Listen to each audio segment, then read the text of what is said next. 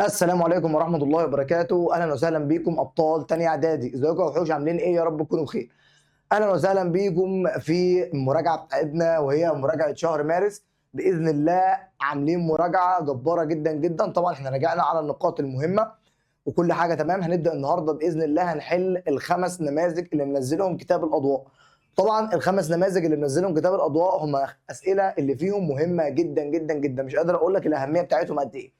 فاحنا باذن الله هنحلهم مع بعض. طبعا هنزل لك برضو البي دي اف اللي فيه النماذج بالاجابات على طول زي ما احنا هنحل منهم كده دلوقتي.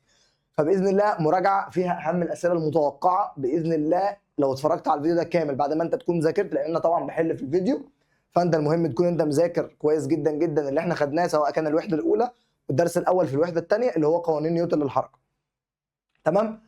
نبدا مع بعض بقى نحل ايه الاسئله دي باذن الله. هتثبت معاك المعلومات في دماغك وهتخش الامتحان باذن الله ضامن تقفيل الامتحان. احنا ما سيبناش حاجه، راجعنا كل حاجه وقلنا كل الافكار بفضل الله وبتوفيق ربنا. وعد مني بعد المراجعه دي هتخرج هتقول لي يا مستر الامتحان ما خرجش بره المراجعه اللي حضرتك عاملها، لان انا مش بنقي اي اسئله وخلاص. انا شفت لك الاسئله اللي معموله في الكتاب وبصيت عليها، اسئله مهمه جدا جدا وفعلا هي اسئله موضع امتحان. والنماذج اللي عاملها الكتاب بتاع الاضواء هي كلها تعتبر اسئله نفس الشكل او نفس الفورم المعين بتاع امتحان شهر مارس، نفس الاسئله اللي هتجيلك بالظبط. يعني هو عامل امتحان على شكل الاختبار اللي هيجيلك باذن الله.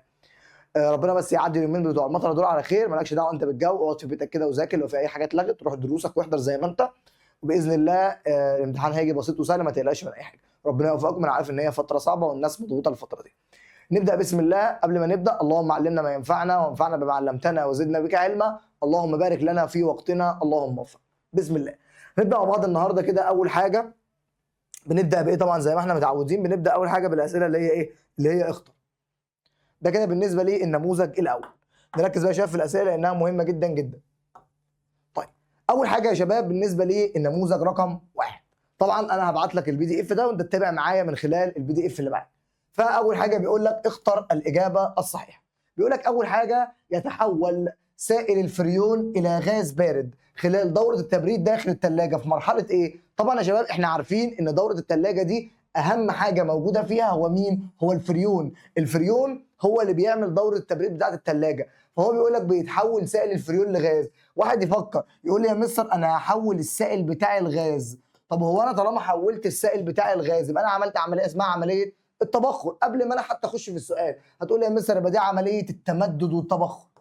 لما كان بيحصل له تمدد وتبخر يا مستر كان بيتحول لغاز بارد بيبدا ان هو يبرد ايه؟ الاطعمه اللي موجوده. بعد كده بيلف تاني خلال الشبكه اللي موجوده ورا الثلاجه، بيبدا ان هو يرجع ايه؟ يفقد الحراره بتاعته ويرجع لسائل تاني.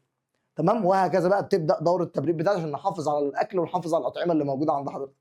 طيب ده كده بالنسبه للسؤال الاول، لازم يجي لك عليه سؤال في الامتحان. بيقول لك السؤال الثاني الحديد الناتج من تفاعل الثرميد يكون في الحاله ايه؟ طبعا يا شباب احنا عارفين ان الحديد اللي بيطلع اول حاجه اصلا اللي داخل عندي ايه؟ اللي داخل عندي الاف 2 اف اي 2 او 3 اللي هو زي ما احنا قلنا الهيماتايد. طبعا الهيماتايد زي ما احنا عارفين هو ده الخام اللي احنا بندخله وبيخرج منه الحديد. طب الحديد اللي بيخرج ده في الحاله ايه؟ الناس اللي حافظه المعادله الله ينور، في الحاله الليكويد او في الحاله السائل. يبقى الاجابه هتكون الحاله السائله. يبقى تاني ركز جدا اهو. ده ناس سالتني قالت لي يا مستر بيجي السؤال ازاي؟ اهو سؤال اهو. قال لك الحديد الناتج من تفاعل السرمايد بيكون في الحاله ايه؟ اهو من خلال المعادله اللي حضرتك واخدها. فطبعا هنا نحط 2 نوزن المعادله لان عندي هنا 2 حديد خرج 2 حديد. في اي حاجه صعبه؟ بسيطه. انت لو حافظ المعادله هتقول لي او انت هتكتب المعادله كلها على بعضها، بس الطالب الشاطر بيكتب الجزء اللي هو عايزه بس. والله العظيم الحديد اللي نتج كان في الحاله السائله، وزي ما احنا شايفين كده في المعادله وقلنا تفاعل السرمايد من التفاعلات المهمه جدا وبيجي عليها اسئله في الامتحان. طيب نكمل. اظن مفيش مشاكل لحد دلوقتي يا شباب. ده كده بالنسبه للسؤالين. بيقول لك بعد كده علل لما ياتي. طبعا لازم سؤال مهم يجي لنا على تفاعلات الاكسده والاختزال، بنبه كذا مره.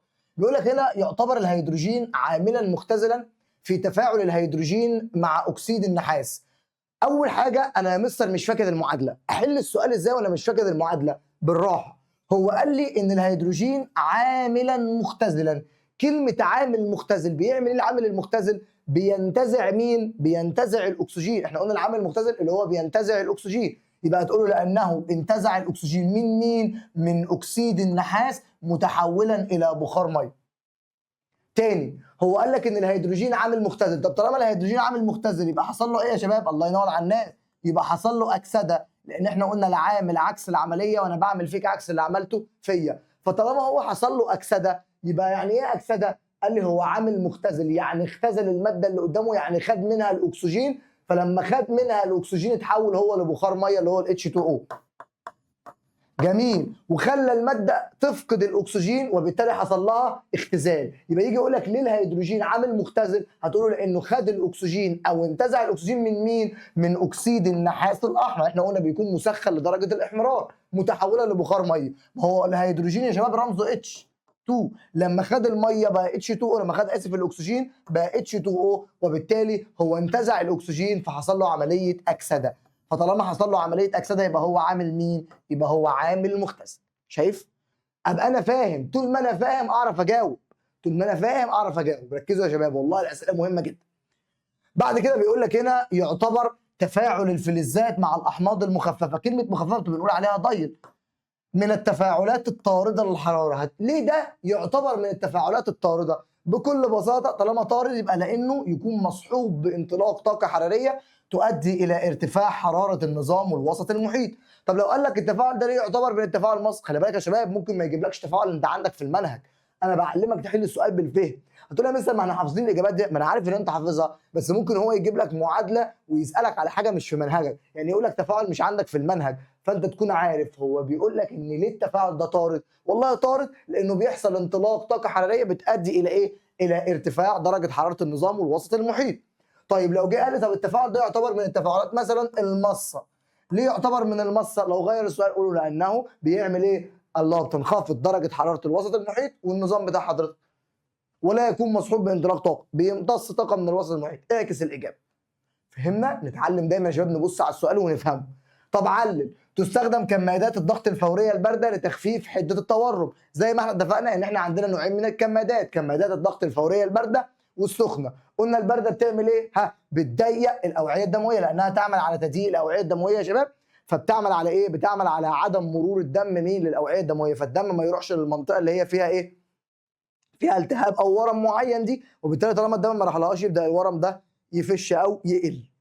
يبقى لانها تعمل على تضييق الاوعيه الدمويه مما يقلل من تدفق الدم للايه؟ للمنطقه المصابه، فهيقل التورم بتاع حضرتك. انما لو الدم عمال يروح للمنطقه دي هتبدا الورم بتاعها ايه اللي يحصل له؟ يزيد. فبالتالي احنا بنحط زي ما احنا حد يقول لك مثلا ايه؟ اذا انا اتعورت او ايدي اتفتحت او حصل لي حاجه او اتخبطت في دماغي وورمت، يقول لك هات حبه تلج وحطها عليها. ليه؟ لان الورم بتاعها يفش. طيب فاحنا بقى بدل ما بنستخدم التلج هم عملوا كمادات الضغط الفوريه البارده، ده بيكون ذوبان ايه؟ ماس للحراره. في اي حاجه صعبه؟ اسئله مهمه جدا، ركزوا في المراجعه والله ما يخرج منها الامتحان. طيب ايه تاني ممكن يجي لي؟ يقول لك ماذا يحدث عند، اهو مهم برضه. طب يا مستر لما يجي لي ماذا يحدث عند، ركز بقى، يجيب قلم اسود. بيقول لك ماذا يحدث عند اضافه قطرات من الجليسرين الى مسحوق برمنجانات البوتاسيوم اللي هو KMnO4. قال لي يا مستر لما انا هضيف قطرات من الجليسرين لمسحوق برمنجانات البوتاسيوم هيحصل ايه؟ اشتعال ذاتي. جدعين، يبقى يحدث تفاعل تلقائي طارد للحراره هيؤدي الى تصاعد دخان مع تكون لهب بلون ايه؟ بلون ارجواني. قلنا كلمه شباب لون ارجواني يعني مدي على بنفسجي شويه، تمام؟ يبقى كلمه لون ارجواني يعني لون شبه البنفسجي كده شويه. يبقى احنا اول ما بنحط ده على بنسميها يا شباب كمانوفور عشان تحفظها، يعني كمانوفور او KMnO4. فاول ما بتحط الجليسين عليها على طول بيحصل حاجه اسمها اشتعال ذاتي، بيتصاعد دخانه وبيتكون لهب ارجواني. فالتفاعل ده بيكون مصحوب بايه؟ بطاقه، عشان كده هو طارد للحراره لان الطاقه المنطلقه بتكون كبيره. طيب يجي يقول لي مثلا اضافه الجير الحي الى ايه؟ الى دورق به ماء. هو مين الجير الحي؟ اللي هو مين؟ الله ينور، اللي هو اكسيد مين؟ اكسيد الكالسيوم. فقال لي هيحصل تفاعل طارد الحراره مكون محلول اسمه ايه؟ هيدروكسيد الكالسيوم. انت ضفته للميه، ضفنا للميه يا شباب اللي هي ال HOH زي ما احنا قلنا، هيتكون مين؟ ال CuOH باي 2 اللي هو هيدروكسيد الكالسيوم يا شباب، اللي هو بنسميه ايه؟ بنسميه تفاعل طارد للحراره، وهيحصل انطلاق حراره للوسط المحيط. فدرجه الحراره بتاعت الوسط اللي هيحصل لها هتعلى يا شباب، لان احنا ايه؟ حصل لنا طرد للحراره او طردنا الحراره بقى. في اي مشكله؟ في اي مشكله في السؤال يا شباب؟ سؤال سهل جدا جدا ما فيهوش اي حاجه والله. طيب ممكن يجي لنا في الامتحان ايه تاني؟ ممكن يجي لنا اكمل، يقول لك هنا يعتبر الكحول الايثيلي من النباتات الغنيه بماده ايه؟ احنا عارفين ومعلومه ثابته ان الكحول الايثيلي من النباتات الغنيه بماده النشا، كلنا عارفين النشا. عارف لو جبت مثلا بطاطس، لما مامتك الست الوالده بتقشر بطاطس بتلاقي ان هي مسكت البطاطسيه ومتقشره بتطلع في ايدك حاجه بيضه، هي دي النشا. طيب زي نبات مين؟ زي نبات مثلا الذره او نبات البطاطس، اي حاجه فيها نشا. طيب بيقول لك هنا عند زياده، ركز بقى في السؤال ده لانه مهم قوي قوي. عند زياده كتله الملح المذاب في حجم ثابت من الميه، نقط مقدار التغير في درجه الحراره. قلنا يا شباب ان احنا عندنا علاقه ما بين كتله الماده او الملح المذاب وبين الدلتا تي اللي هي التغير في درجه الحراره. كل ما الكتله بتاعتك بتبدا تزيد كل ما كان مقدار التغير في درجه الحراره هيزداد، لانها كانت علاقه طرديه كنا بنرسمها كده يا شباب. ادي الام اللي هي الكتله وادي الدلتا تي، كانت بتطلع معايا علاقه طرديه بالمنظر ده يا شباب. كل ما الكتله بتاعتك بتزيد كل ما التغير في درجه الحراره بيزيد. طب هو التغير ده بيساوي ايه؟ بيساوي تي 2 ناقص تي 1 اللي هي درجه الحراره النهائيه، عشان لو جات لي في سؤال ناقص درجه الحراره الابتدائيه. جميل قوي. بيقول لك هنا عند تحرك سياره ساكنه، قانون نيوتن مين؟ خلاص انت عرفت. عند تحرك سيارة ساكنة للأمام، يعني العربية بتتحرك بتمشي لقدام، بيندفع الركاب لفين؟ والله العربية بتجري عايزة تتحرك أو تكمل الحركة بتاعتها وأنا جسمي عايز يفضل ساكن فبيرجع لورا، يبقى بيرجع لخلف بفعل قوة الكسور الذاتي، وكنت منبه عليكم وقلت لكم الكسور الذاتي مهم جدا ولازم يجي عليه سؤال في الامتحان. احنا عارفين ان قانون نيوتن الاول بيقول ان الجسم الساكن هيظل ساكن والجسم المتحرك هيظل متحرك ما لم تؤثر عليه قوة خارجية تغير من حجمه. طول ما انا واقف مكاني كده انا ساكن. طب طول ما انا واقف كده ساعه ساعتين ثلاثه مفيش حاجه هتحصل لي لان مفيش قوه خارجيه اثرت عليا، فانا هفضل زي ما انا. انما والله لو حد جه زقني لا انا هتحرك لان في قوه اثرت عليا. انما طول ما انا موجود يبقى انا محدش ايه؟ محدش هيحركني خلاص. في حاجه صعبه يا شباب؟ طيب يجي يجيب لي مثلا ما المقصود بكل من، يقول لك ما المقصود بالتغير الحراري؟ يعني ايه تغير حراري؟ سهل جدا، هو مقدار التغير في حراره في درجه حراره الوسط او النظام عند حدوث ذوبان طارد او ماس. والله التغير الحراري ان درجه الحراره بتاعت الوسط بتاع اللي انا جايبه سواء كان بقى نظام معزول او سواء كان اي حاجه بيعمل ايه؟ بيكون ذوبان طارد او ماس، يا اما هيطرد حراره يا اما هيمتص، وكله هيتم جوه النظام المعزول. طيب بالنسبه لتاني سؤال اللي هو القصور الذاتي، وقلت لك مهم جدا وهيجي عليه اسئله كتير. ما المقصود بالقصور الذاتي؟ هو احتفاظ الجسم بحالته من السكون او الحركه ما لم تؤثر عليه قوه خارجيه تغير من حالته. الجسم عايز يفضل ساكن يفضل ساكن زي ما هو، او الجسم المتحرك عايز يفضل متحرك زي ما هو. وقلنا ابسط مثال المروحه، لما حضرتك بتبدا ان انت تطفي الزرار بتاع المروحه تبدا برضو تقعد تلف شويه. طب ليه؟ لانها كانت بتتحرك فعايزه تكمل حاله الحركه اللي هي كانت فيها، فبالتالي بتبدا ان هي تتحرك شويه بعدين تقوم واقفه بعدها بفتره يعني. بيقول لك هنا اجب عن الاسئله دي اسئله يا شباب عاديه، بيقول لك اجب عليها. اذكر مثالا لمركبات الهيدروكربونات. اشهر مثال هو ايه؟ المثال اللي هو السي اتش 4 عشان لو جاب لك الرمز في الامتحان، ده عباره عن جاز يا شباب. طيب بيقول لك هنا اذكر فرقا واحدا ما بين، ركز بقى، كسر الروابط في جزيئات المتفاعلات وتكوين روابط في جزيئات النواتج. انت هتكسر روابط، فطالما انا عندي ماده مثلا وماده عايز اكسر بينهم رابطه يبقى انا عايز طاقه، يبقى ده ماس ولا طارد؟ يبقى ده ماس يا مستر. يبقى اهو كسر الروابط عمليه ماس للحراره. طب انا عايز اكون لما تيجي تكون روابط بين مادتين هتطرد حراره، يبقى دي عمليه طارده. يبقى دايما عايز تكسر حاجه يبقى انت محتاج طاقه، يبقى ده ماس للحراره. صعبه؟ سهله جدا.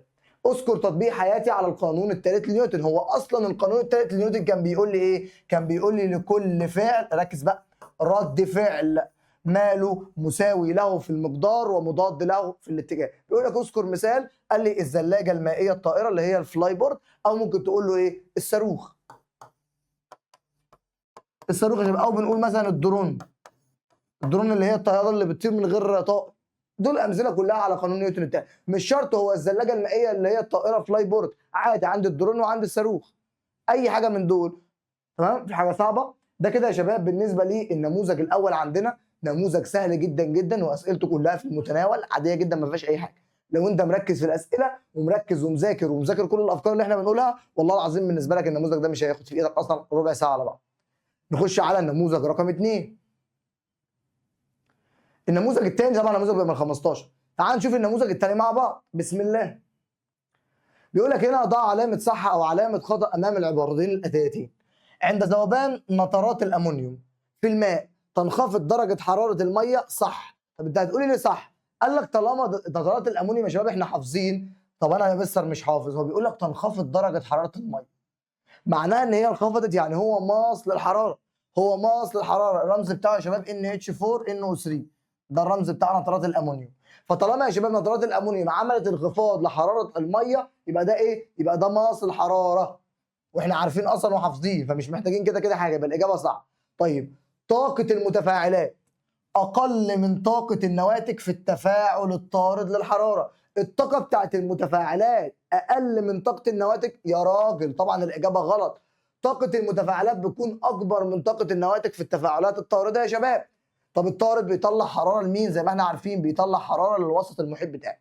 طيب بيقول لك هنا اجب عن الاسئله الاتيه. سؤال اهو مهم جدا على الكتله والعجله. احسب مقدار القوه المحصله المؤثره على جسم كتلته 4 كيلو جرام. يبقى الام بتاعتي يا مستر ب 4 كيلو جرام. يتحرك بعجله مقدارها 2 متر على الثانيه. يبقى الايه بتاعتي ب 2 متر على الثانيه. تربيع. دايما يا شباب اطلع معطياتي. عايز مين؟ عايز القوه. والله انا عندي يا مستر المثلث بتاعه اللي انا محفظه لك ان الايه بتساوي الايه؟ الاف على الام. طيب هو طالب مني مين؟ طالب مني الاف اهو. طالب مني الاف يا مستر، يبقى الايه في الام. يبقى الاف بتساوي الام في الايه، او الاف في الام ما فرقتش. الام بكام؟ باربعه في 2 يطلع معاك بكام؟ 2 في 4 ب 8. 8 وحده قياس القوه بالنيوتن، يبقى 8 نيوتن. ده الحل. خلصت. سؤال مباشر ما فيهوش اي حاجه. في حاجه صعبه؟ طيب اهو اكتب المعادله الكيميائيه الحراريه المعبره عن تفاعل الثرمايد. قلت لك اهو صيغه الثرمايد تاني. قال لي 2، ده اللي احنا قلناه بقى اللي هو الهيماتايت بيتحول لمين؟ ل2 حديد ليكويد. ده السؤال اللي كان جاي في الاختيار. فقال لي 2 من الالومنيوم والله مع اللي هو اكسيد الحديد اللي بنسميه اكسيد الحديد الاحمر او الهيماتايت، وبسخن بيديني مين؟ بيديني اكسيد الالومنيوم زائد الحديد زائد هيت. وطالما الهيت في النواتج يبقى ده طارد للحراره. طالما الهيت بتاعتي في النواتج. في حاجه صعبه يا شباب؟ طيب اذكر اهميه الميزان الزنبركي اللي هو مين؟ اللي هو قياس القوه، او ممكن نسميه نيوتن متر. ليه اسم تاني اللي هو نيوتن متر. نيوتن متر يا شباب هو بالظبط الميزان الزنبركي. الاثنين بيقيسوا مقدار القوه بتاعته. تمام. وقلنا هو عباره عن جهاز كده ملفوف في تحت ماسك، بمسك كده ببدا اشد، فبالتالي بيحسب لي على المؤشر هنا القوه بتاعته. والله مثلا قوتي 15 نيوتن، قوتي 10 نيوتن، على حسب القوه بتاعتك. اسئله عاديه جدا يا شباب. طيب علل. طبعا علل ده سؤال اساسي في الامتحان. بيقول لك هنا علل لما ياتي اختلاف الوان اللهب في موقد بنزين او في لهب بنزين. يعني ليه الوان اللهب بتبقى مختلفه؟ طالما اللهب اختلف يبقى اكيد يا مستر اختلاف كميه الاكسجين المختلطه بالوقود. كميه الاكسجين المختلطه بالوقود اول ما بتختلف ده بيغير في الالوان بتاعه اللهب. حتى عندك انت في النار في البيت تلاقي النار مره الناس عندها زرقاء، ساعات تلاقي النار بتحمر، ده على حسب كميه الاكسجين. بيقول لك هنا للوساده الهوائيه اهميه كبيره في حالات التصادم. بتعمل ايه؟ قال لي بتعمل على التقليل من قوه التصادم المؤثره على السائق. بتبدا ان هي تعمل زي البالونه كده، لما السائق بيبدا ان هو يغير اتجاهه مره واحده او يغير سرعته تبدا تتنفخ على طول قدامك. شباب بتتنفخ عن طريق ايه؟ عن طريق غاز النيتروجين. في تفاعل بيحصل يا شباب جواها، فالتفاعل ده بيطلع مين؟ بيطلع غاز النيتروجين. غاز النيتروجين بيبدا ان هو يملى الوساده او يملى البالونه اللي قدامك دي، فحضرتك ده بيحصل في اقل من الثانيه، في جزء من الثانيه، وبالتالي حضرتك بتقلل من قوه التصادم بتاعتك. صعبه؟ طيب بيقول لك هنا اختر الاجابه الصحيحه. عند حدوث تفاعل كيميائي بين محلولين. جميل. ارتفعت درجه حراره خليط التفاعل من 22 درجه الى ايه؟ الى 38 درجه سلسيوس. ده معناه التفاعل ايه؟ بالعقل درجه الحراره كانت 22، جميل، بقت 38. ده حصل ارتفاع في حراره الوسط يا مستر. طب طالما يا قلب المستر حصل ارتفاع في الحراره يبقى ده مين؟ طارد للحراره. يبقى ده طارد للحراره. طيب المكون الاساسي للغاز الطبيعي، سؤال مهم جدا، هو مين؟ الميثان. طب غاز البوتاجاز؟ البروبان والبيوتان. غاز البوتاجاز البروبان والبيوتان. حاجه صعبه؟ طيب بيقول لي هنا اي التفاعلات الاتيه طارده للحراره. جميل. تفكك غاز الاوزون في الغلاف الجوي، لا ده مش طارد. تفكك الحجر الجيري مش طارد والله. تفاعل بيكربونات الصوديوم مع الاحماض والله ما طارد. مين اللي طارد؟ تفاعل الالومنيوم مع الحمض المخفف، ده بيكون طارد للحراره، بيطلع يا شباب كميه من الحراره. صعب يا شباب؟ طيب بيقول لك هنا بعد كده ما المقصود بكل من القانون الثاني لنيوتن. طبعا احنا عارفين القانون الثاني لنيوتن اللي هو بتاع العجله. يبقى اذا اثرت قوه محصله اف على جسم ما كتلته ام فانها تكسبه عجله اتجاهها في نفس اتجاه تاثير الايه؟ القوه المحصله. الاتجاه بتاعها في نفس اتجاه تاثير القوه المحصله. ده القانون بتاع نيوتن الثاني. وممكن بقى تضيف القانون تقول له ان العجله بتساوي الاف على مين؟ على الام. صعبه؟ الوحده بتاعتها ممكن نقول متر على الثانيه تربيع او نيوتن على الكيلو جرام. الاثنين صح يا شباب.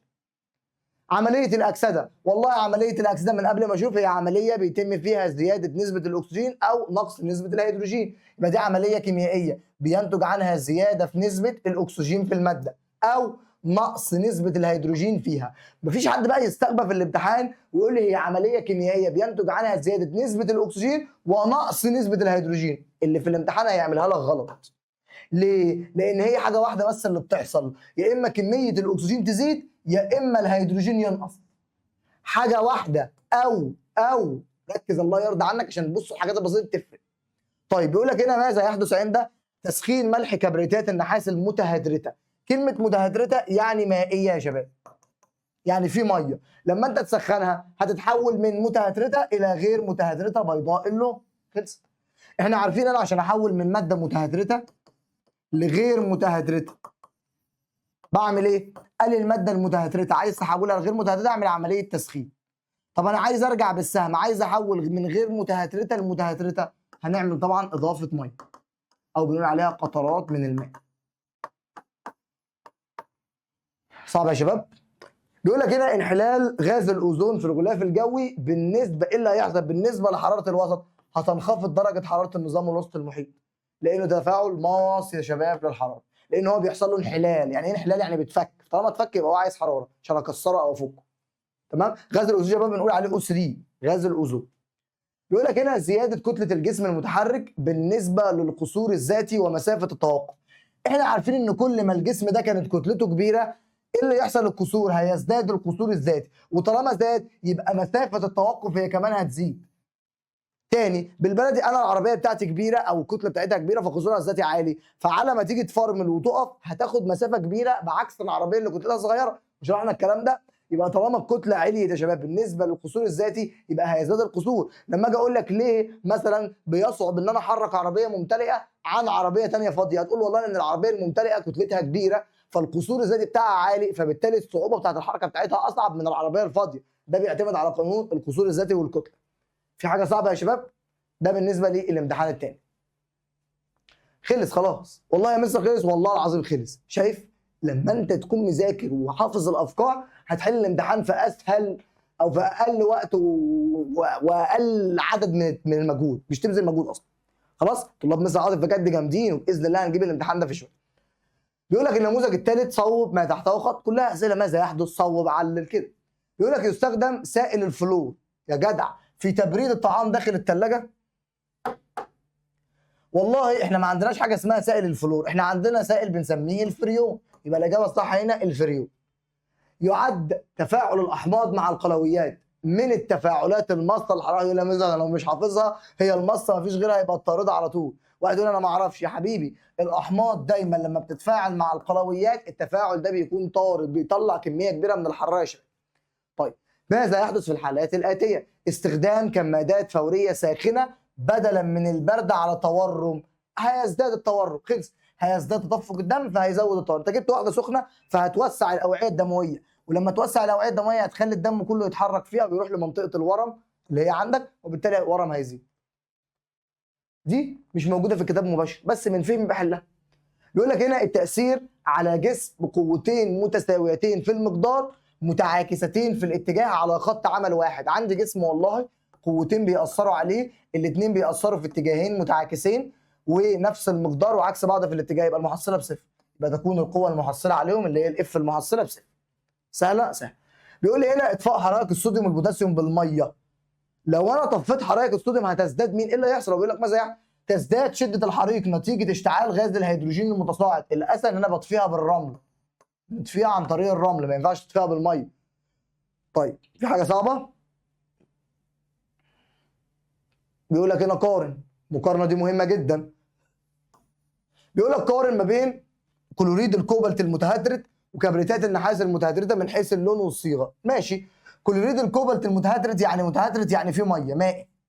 طيب اللون بتاعه بيكون وردي. صيغته كلوريد الكوبالت اهو دوت 6 ميه. طيب دول حفظ ما فيهمش حاجه. طب كبريتات النحاس المتهدرته يعني فيها ميه لونها ازرق. طب الصيغه الجزيئيه سي او اس 2 اللي هي كبريتات النحاس ومعاها 5 ميه. خلاص. طب لو انا شلت دول، شلت دي وشلت دي، يبقى غير متهدرده.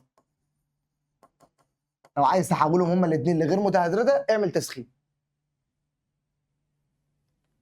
بيقول لك هنا السؤال اللي بعد كده، وضح قوة الفعل وقوة رد الفعل عند حركة الصاروخ. يعني بالبلدي عايز يعرف مين الفعل ومين رد الفعل. بص يا عم الحاج، ادي الصاروخ اللي عندي اهو. الصاروخ بيعمل ايه؟ بيطلع كمية كبيرة جدا جدا من الدخان، فالدخان اللي بيطلع منه تحت ده هو ده الفعل. رد الفعل ان الدخان ده بيدفع الصاروخ لفوق، يبقى قوة الفعل هي اندفاع الغازات المتحركة لأسفل. جميل. بينما قوة رد الفعل هي انطلاق الصاروخ لأعلى. ده تبع قانون نيوتن. بيقول لي هنا اي مما يستخدم لعزل الحريق عن الهواء الجوي. مين اللي بيعزل الحريق؟ يعني بالبلدي بيغطي على الاكسجين، ثاني اكسيد الكربون، ده بيعزل الحريق عن الهواء. السؤال اللي بعده مساله جسم كتلته 4 كيلو جرام، يبقى الام بتاعتك ب 4 كيلو جرام. جميل يا مستر. وتؤثر عليه قوه محصله 12 نيوتن، يعني الاف بتاعتي يا مستر ب 12 نيوتن. عايز مقدار العجله. والله القانون بتاعي واحد، انا عندي المثلث، لو انا بنسى ادي المثلث، العجله بتساوي القوه على الكتله. عايز مني العجله، يبقى القوه على الكتله، يبقى الايه بتساوي الاف على الام. الاف بكام؟ ب 12 والام ب 4. 12 على 4 فيها 3، وحده قياس العجله متر على الثانيه تربيع. هو يا شباب اتلخبط هنا، المفروض هنا تربيع، يبقى دي غلطه في الكتاب، ناخد بالنا منها. السؤال الثالث، اي العمليات التاليه تصنف على انها عمليات ماصه للحراره، يعني بتمتص حراره او بتمتص طاقه. تكثف، لا التكثف ده بيتم بفقد طاقه. تجمد، تجمد برضه بيكون عايز فقد طاقه. ترسيب عايز فقد طاقه، وما فيش اصلا حاجه عندي اسمها ترسيب. يبقى الانصهار، هو ايه الانصهار؟ ان انا احول الماده من الحاله الصلبه الى الحاله السائله. لو حولت ماده من الحاله الصلبه للسائله كده انت بتمتص طاقه عشان تكسر الروابط اللي موجوده بين الجزيئات وتحولها لسائل. صعبه؟ ادي الاسئله يا عم. بيقول لك هنا اجب عن الاسئله التاليه، وضح بالرسم مخطط الطاقه لتفاعل طارد. ركز بقى يا شباب عشان الحته دي مهمه جدا. لما بنيجي نرسم ده كده بيكون عندي اتجاه سير التفاعل وهنا الطاقه. انا في الامتحان عايز احدد ده طارد ولا ماس. اعمل ايه؟ بالقلم بتاعي بشوف هنا كميه الطاقه، ادي هنا الطاقه اهي اللي هي في المتفاعلات، وادي الطاقه بتاعت النواتج. شايف دي قد ايه بالنسبه لدي؟ طالما هنا طاقه النواتج اللي خرجت دي كده يا شباب بالمنظر ده اكبر من دي اهي، يبقى ده كده تفاعل طارد للحراره. طب لو كان ماس هيكون بالمنظر ده. بص ركز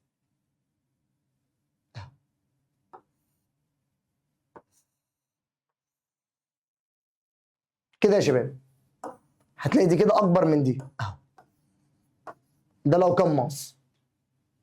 تمام. هنا المتفاعلات زي ما احنا متعودين، وهنا النواتج. خلاص. فانا هنا بشوف الكميه اللي طلعت هنا من الطاقه كبيره، يبقى ده كده طارد للحراره. هو بيقول لك في الامتحان مثل، بيقول لك وضح بالرسم. سهل جدا والله. بيقول لك هنا السؤال اللي بعده، اذكر اهميه لهب الاوكسي اسيتيلين. ده بيستخدم في الايه؟ في قطع وايه؟ قطع او لحام المعادن زي الحديد الصلب. ده يا شباب عشان درجه حرارته بتكون عاليه بيطلع هيت كبيره، فانا بستخدمه في مين؟ في قطع ولحام الحديد الصلب وبعض الحاجات اللي بتتكسر يعني. علل لما ياتي. عمليه كسر الروابط تعد عمليه ماسطه. ليه؟ هتقولوا لان كسر الروابط بيتطلب طاقه حراريه لحدوثه. خلص والله، اسئله سهله. ليه كسر الروابط في المتفاعلات عمليه ماسه؟ هتقول له والله لانه بيحتاج طاقه. خلص. طب علل. يسمى قانون نيوتن الاول بقانون القصور الذاتي. هتقول له لان القصور الذاتي للجسم بيجعله يحاول الاحتفاظ بحالته من السكون او الحركه بسرعه منتظمه، وده بيحققه قانون نيوتن الاول. هو بيقول لك ليه قلت على القصور الذاتي تبع قانون نيوتن الاول؟ هتقول له والله لان القصور الذاتي الجسم الساكن عايز يفضل ساكن والمتحرك عايز يفضل متحرك، وده بالظبط نفس القانون اللي بيحققه قانون نيوتن الاول. بيقول لك هنا رقم 3، يجب إضافة الحمض المركز إلى الماء عند التخفيف وليس العكس. هتقولوا ليمتص الماء الحرارة المنطلقة دون حدوث أضرار. لازم أنا أضيف الحمض المركز إلى الماء عند التخفيف. لما تيجي تخفف، ليه أضيف الحمض المركز للمية عند التخفيف وليس العكس؟ قال لي ليمتص الماء الحرارة. طب لو أنا جبت الحمض بتاعي قمت دارق عليه مية، والله ده هيحصل انتشار رذاذ. الرذاذ اللي هيطلع ده في كمية كبيرة جدا جدا يا شباب من الطاقة، ممكن حضرتك تولع في وشك ولا عايزه بالله ولا تحرقك. وربنا ايه يعافينا كلنا يا رب. فلازم ما ينفعش ان انا اجيب الميه واقوم صاببها على الحمض، ما ينفعش الكلام ده. لازم تحط الحمض قطره بقطره كده على الميه عشان الميه تبدا تمتص الطاقه بتاعه الحمض. عشان كده الاحماض دايما يا شباب بيكون تفاعل طارد للحراره. تمام. ده كده يا عم النموذج رقم 3. ادي النموذج رقم 4. النماذج هي بتخلص على طول، مراجعه بسيطه جدا جدا وسهله، والله لو انت مذاكر هتلاقوا لي يا مستر هو الاسئله سهله وجميله. تمام، ركز باذن الله من المراجعه دي مش هيخرج الامتحان، وعد مني قدام ربنا، ركز. اكمل. في بطاريه الليمون تتحول الطاقه نقط لطاقه نقط، طبعا انت حاطط بطاريه ليمون فبالتالي تحول الطاقه الكيميائيه لطاقه ايه؟ لطاقه كهربيه. سؤال محفوظ. تقاس القيمه الحراريه للوقود بوحده اسمها كيلو جول على الجرام، ولو عايز تحول مثلا اللي هو جول على الجرام اضرب في 10 أس 3. لو مثلا جاب سؤال ورخم عليك يعني، يبقى القيمه الحراريه بالوقود كيلو جول على الجرام. علل. يندفع ركاب السياره للامام عند توقفها فجاه، ده لقانون مين؟ القصور الذاتي، لان القصور الذاتي للركاب بيجعلهم بيقاومون التغير المفاجئ في حالتهم والاحتفاظ بحاله الحركه اللي كانوا عليها. علل. كلمه اصلا علل يا شباب معناها ليه؟ كلمه علل اصلا في الطبيعه معناها ليه؟ ليه؟ اشرح لي يعني ليه بيندفع ركاب العربيه للامام؟ تقول له والله لانه ده بسبب قانون نيوتن، قانون القصور الذاتي، ان الركاب عايزين يفضلوا في الحاله بتاعتهم فبيقاوموا التغير المفاجئ في الحاله دي. نشعر بدفء اليدين عند ذوبان مسحوق الغسيل في الميه. ليه لما حضرتك بتحط مسحوق غسيل سواء كان اوكسي او اريال وتدعكم في ايدك بتحس ان بسخونيه؟ لانه تفاعل طارد للحراره لانطلاق طاقه حراريه اثناء عمليه الذوبان. طيب. بيقول لك هنا علل. تستطيع بعض الحشرات اطلاق ضوء من اجسامها. قال لي ليه؟ قال لي نتيجه لحدوث تفاعلات كيميائيه طارده للحراره جوه الجسم بتاعها بتتحول فيها معظم الطاقه لضوء، لان الحشرات سبحان الله بيحصل عندها تفاعلات كيميائيه جوه جسمها بتخليها تطلع الطاقه دي على هيئه ضوء، لايت، على هيئه ضوء يا شباب. في حاجه صعبه؟ طيب. بيقول لك هنا اجب عن الاسئله، اسئله بقى متنوعه، كلمه اجب دي يعني اسئله متنوعه. اذكر اهميه تفاعل السرمايد، بنستخدمه في لحام قضبان السكك الحديديه. شوف تفاعل السرمايد سالنا عليه كم مره عشان قلت لك مهم جدا. قال لي هنا عربة بضائع، شوف بس السؤال نطلع فوق. عربة بضائع كتلتها 10 كيلو جرام، دايما وانت بتحل كده طلع المعطيات بره، يبقى الكتله ب 10 كيلو جرام.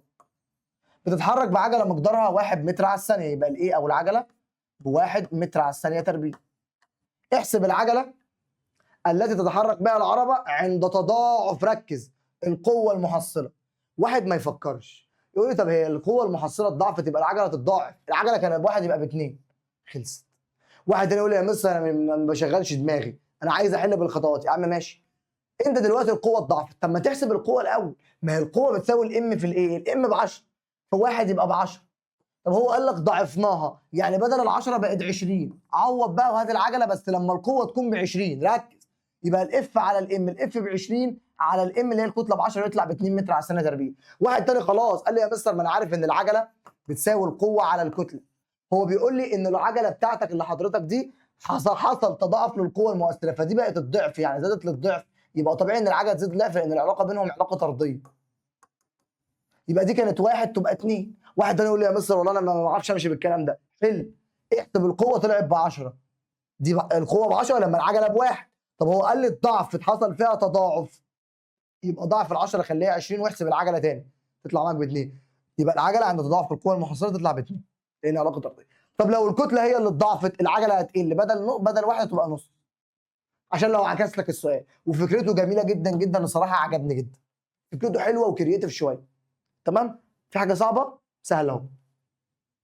اي خدمه والله العظيم اهو، الدنيا بسيطه اهي. بحبكم والله وانتوا جامدين وطلاب مصر عاطف بجد غير اي حد، باذن الله هنفرم الامتحان والمراجعه. ركز يا بطل والله العظيم انا تعبان زيك، بس بنصور ونجتهد ونشتغل عشان ربنا يكرمنا في حياتنا، ربنا يوفقنا جميعا اللهم امين.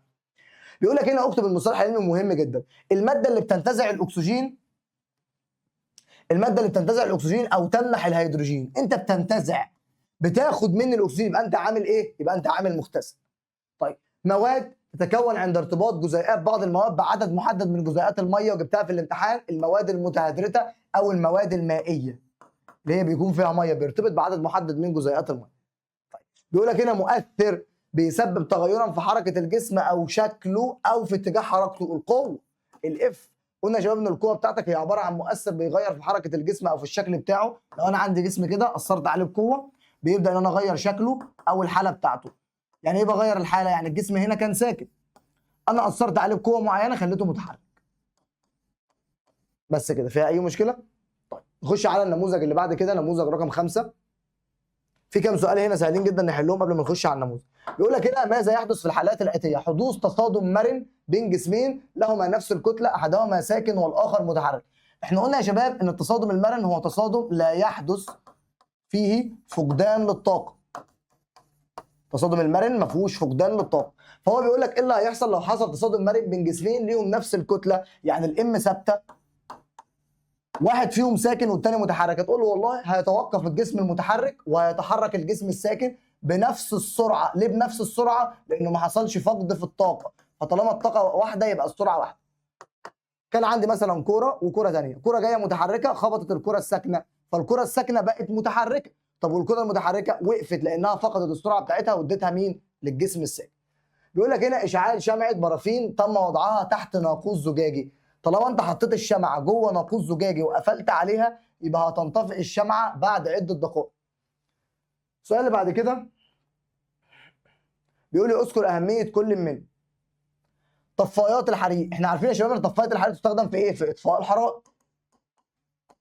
بيكون جواها مثلا بودره اللي هي ثاني اكسيد الكربون، بيكون جواها اي ماده قابله ايه بتخلي التفاعل بتاعك يحصل له اطفاء. هي بتستخدم لعزل الحرائق عن اكسجين مين؟ عن اكسجين الهواء الجوي. بتعزل الحرائق عن الاكسجين بتاعه الهواء الجوي. فيها بقى بودره ثاني اكسيد الكربون، فيها اي ماده بتطفي الحرائق.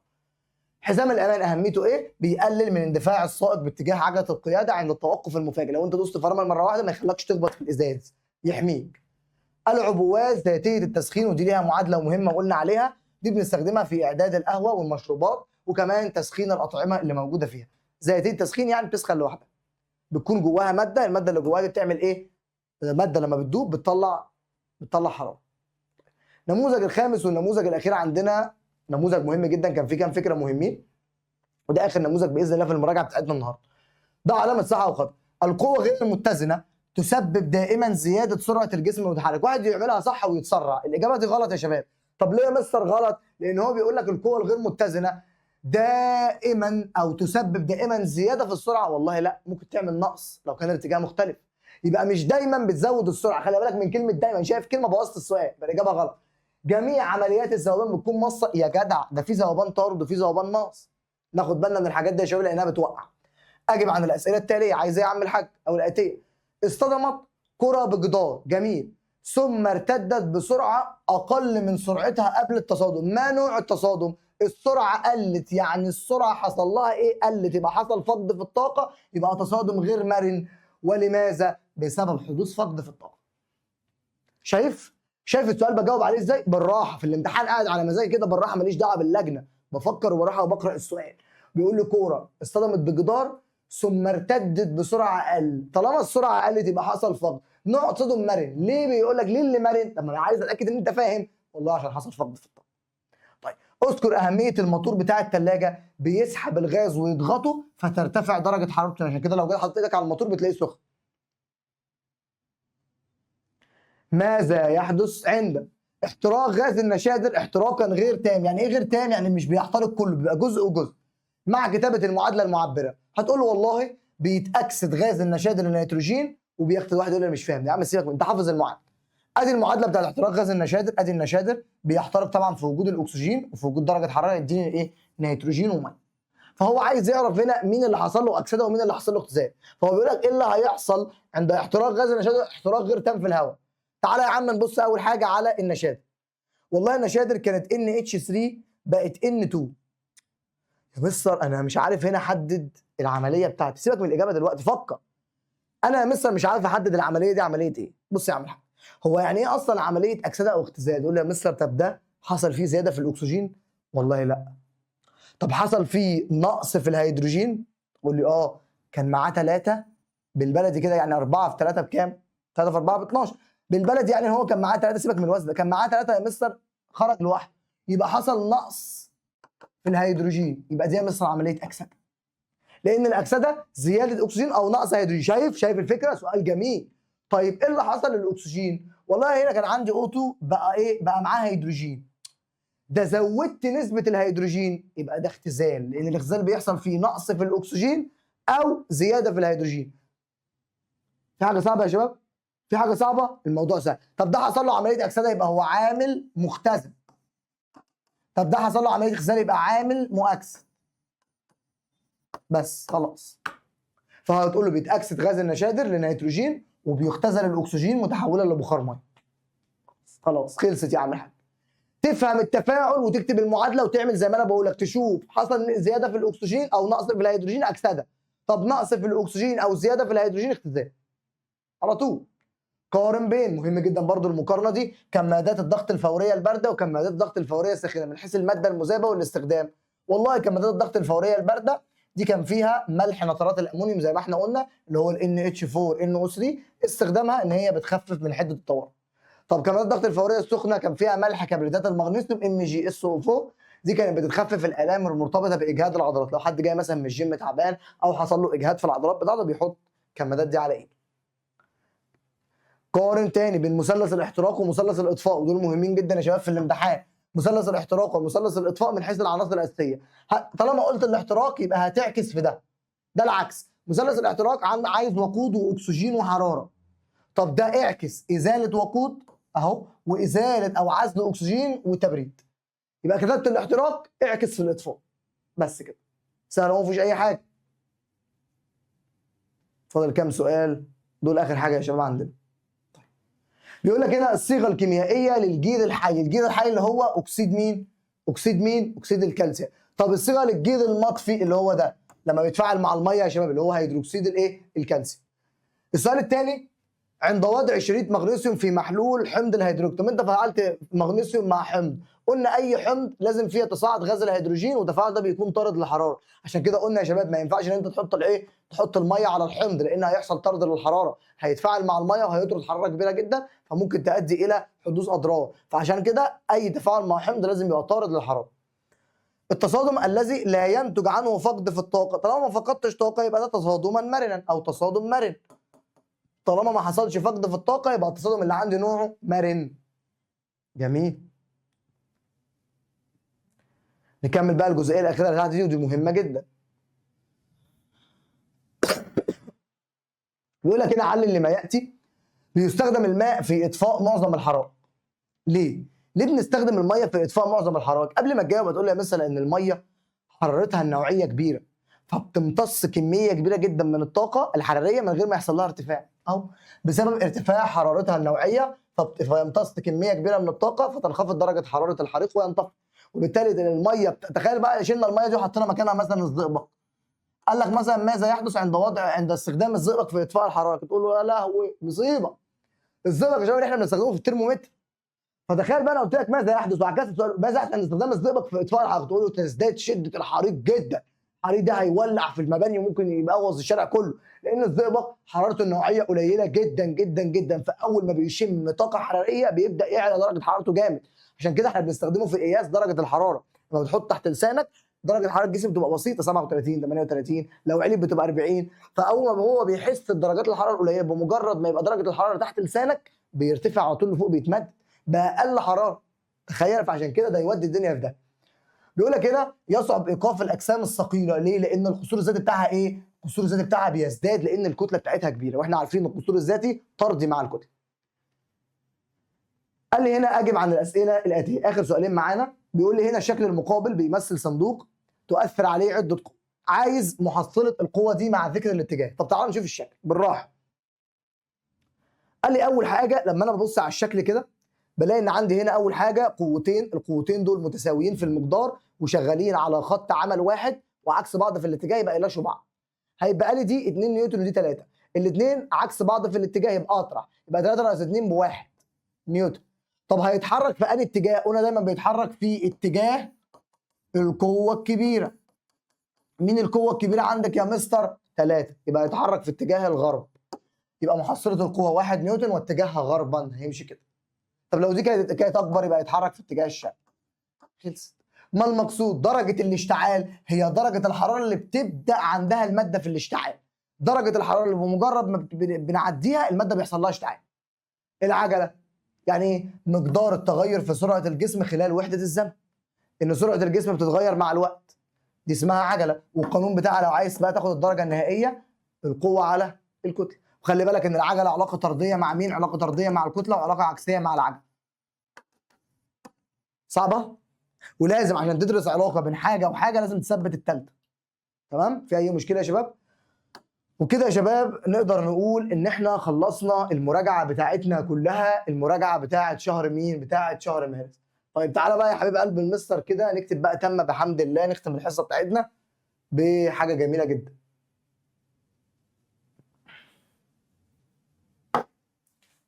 تم بحمد الله نهاية مراجعة